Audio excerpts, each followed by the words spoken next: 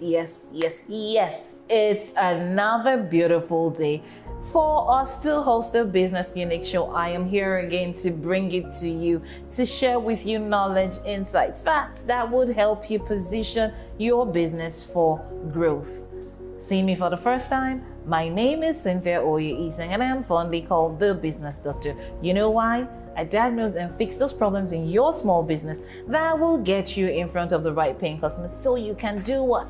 Increase your sales. That's why you're in business.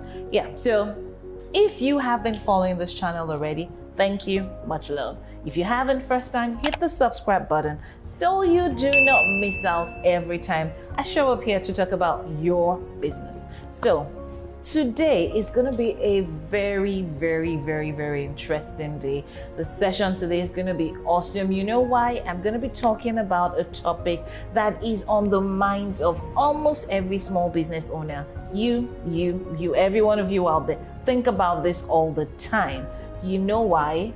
It is something that you think, could stop you from being the big person, the big player, from blowing. It will stop you from blowing. What is this thing I'm talking about? It's just one word, but we all worry about it. Like, oh my goodness, there's so many other people doing what I'm doing. That other lady just started a business, the same business I'm running. I'm selling bags and she's selling bags. What am I talking about? You have a hint? Competition.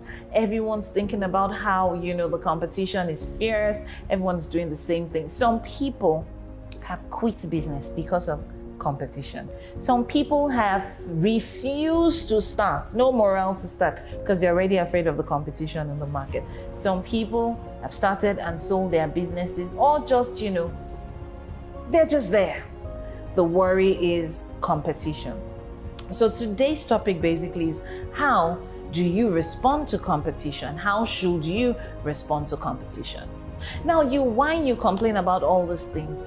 All of this whining and complaining, let me ask, has it taken competition away? They're still there. They've been there since 1759. They definitely will be there till the end of time. So it's about time, as a business owner, you said to yourself, if they're not going anywhere, what am I going to do? I will tell you what to do. You know I care about your business. I will. But before I give you this tip, I want you to just do some thinking here. Your competitors are looking for something, or are chasing the same people that you're chasing, customers, right? You want the customers to buy from you. They want the customers to buy from you. So there's a common goal. This is that goal that you should be worrying about, not the competition or the competitor that you have that is positioned to chase after this goal with you. Let me speak English. You want the customer. The competitor wants the customer. What you want to do is focus on the customer. Put the competition in your blind spot, and that way you can tackle them better. So I'm going to tell you how. Very simply, this is what you will do. Cheat your customers. Cheat your customers, like CHEAT, your customers, if you want to tackle competition. Now, before you go out there to go and charge your customer 10 naira for something that is 2 naira, that's not what I mean. Cheat is an acronym for 5 words, and I'm going to explain them to you pronto. Grab your pen and paper. C. Letter C is communicate. Remember that the customer that you're chasing after, you want to help him solve a problem so he can buy from you. You want to help him meet a need or desire, so you want him to buy from you. You want to know how to communicate effectively the solution that you're selling to this customer. The solution is your product or your service. You want to communicate, but when you're communicating, by all means, communicate talking about the benefits to this customer.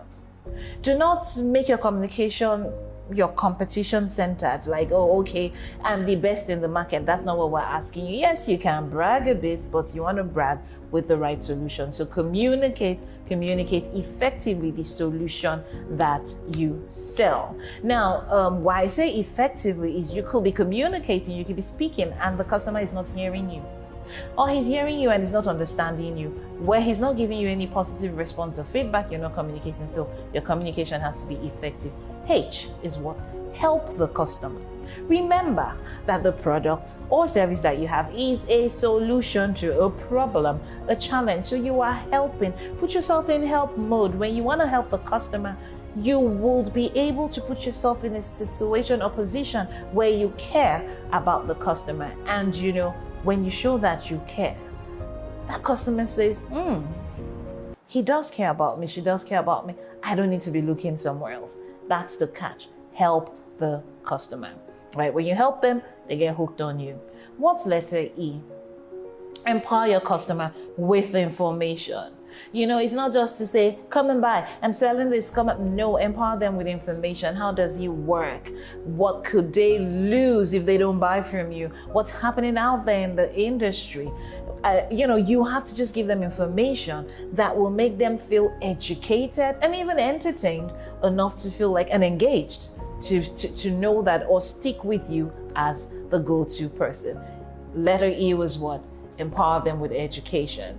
Information, I beg your pardon. So when you do that, you engage them, you entertain them as well. What is letter A? Address the problem. There is a problem. That's why you're selling. There is a problem. That's why you're bringing the solution. So address it. Do not go around beating about the bush. If you say that this phone, if you buy this phone from me, if you said to me that your problem was an inability to make phone calls, and I said I sell phones, I should be saying to you, look, if you buy this phone from me, once you have it charged and plugged in, you should be able to make your calls, even send text messages. Address the problem, not say, look, if you buy this phone from me, then we'll have to go and look for another screen. When we look for the screen, we may need to go and look for another battery. That becomes very inconvenient and boring, and the customer will move on to your competition. So address the problem. Matter of factly, no waste of time. And what's T? As a business doctor, I cannot talk without talking treatment, right? So T is treatment, but hey, that's this treat the customer right. How do you treat the customer right? Give them the solution as you have told them that you will treat them with respect, with warmth, with empathy, just to make them feel super happy and super comfy with themselves, wanting to deal with you. So you see, my dear viewers, if you cheat your customer, you're going to be making sure that competition or your competitors stay far away from them. Or better put, your customers would look at you more often than they will look at your competition. So with these few points of mine, I hope I've been able to confuse you.